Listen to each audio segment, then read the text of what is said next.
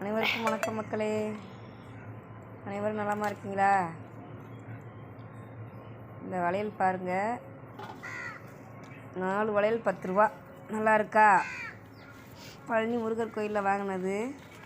10 ரூபா 10 ரூபா பொருட்கள் விற்கிற கடையில்.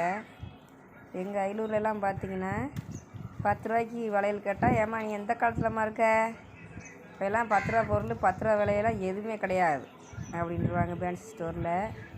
பழனியில் பரவாயில்ல, போகிறவங்க இந்த வளையல்லாம் பார்த்து வாங்க. நல்ல நல்ல டிசைன், நல்ல நல்ல கலரில் இருக்குது, அழகழகாக. 10 ரூபா தான், 4 வளையல் 10 ரூபா தான். 4 வளையல் பிளாஸ்டிக்கு.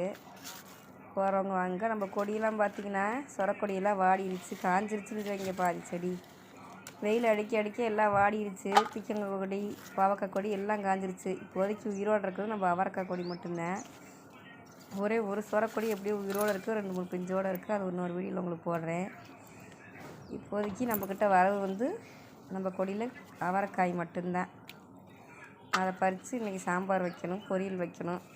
எல்லாமே இந்த அவரைக்காய் தான் இன்றைக்கி நம்ம வீட்டில் பொரியல், சாம்பார். அடுத்து கத்திரிக்காய் செடியில் ஒரு 2 காய் இருக்கான்னு பார்க்கணும். அதே உங்களுக்கு வீடியோ போடுறேன். சரிங்களா? வணக்கம் மக்களே.